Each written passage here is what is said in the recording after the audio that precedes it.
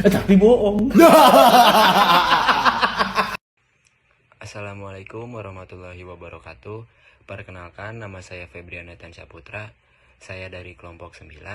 Di sini saya akan mempresentasikan tugas ekonomi makro yang bertema ekonomi dua sektor.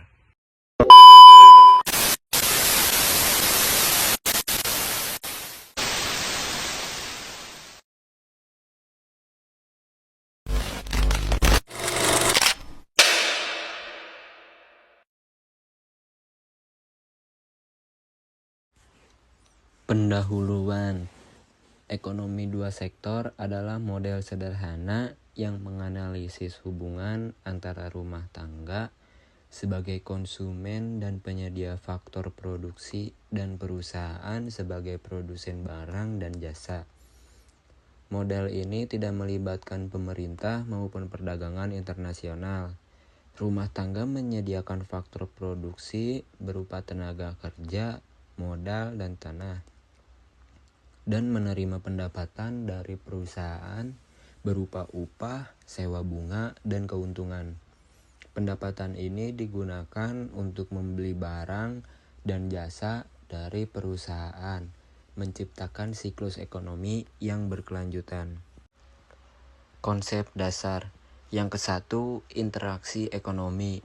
Rumah tangga menyediakan faktor produksi, perusahaan membayar pendapatan kepada rumah tangga dan menghasilkan barang atau jasa untuk dijual kembali kepada rumah tangga.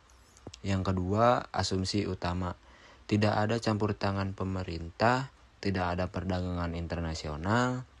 Seluruh pendapatan digunakan untuk konsumsi tanpa tabungan. Aliran ekonomi.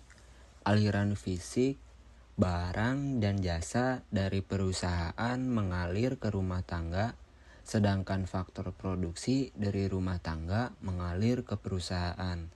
Aliran uang, pendapatan rumah tangga berasal dari pembayaran perusahaan yang kemudian digunakan untuk membeli barang dan jasa. Analisis model. Keseimbangan ekonomi. Pendapatan rumah tangga sama dengan pengeluaran untuk barang dan jasa. Perhitungan PDB menggunakan pendekatan pendapatan atau pengeluaran dengan hasil yang sama. Ketergantungan sektor, gangguan pada rumah tangga atau perusahaan memengaruhi sektor lainnya. Kelebihan dan keterbatasan. Kelebihannya sederhana, memudahkan pemahaman tentang dasar-dasar ekonomi. Keterbatasannya yaitu tidak realistis karena tidak mempertimbangkan sektor pemerintah, perdagangan internasional, tabungan, dan investasi. Kesimpulannya, model ekonomi dua sektor menjelaskan interaksi sederhana antara rumah tangga dan perusahaan dalam perekonomian tertutup. Meskipun tidak sepenuhnya mencerminkan kompleksitas dunia nyata, model ini adalah fondasi penting untuk memahami prinsip-prinsip ekonomi dasar. Sekian dari saya. Assalamualaikum warahmatullahi wabarakatuh.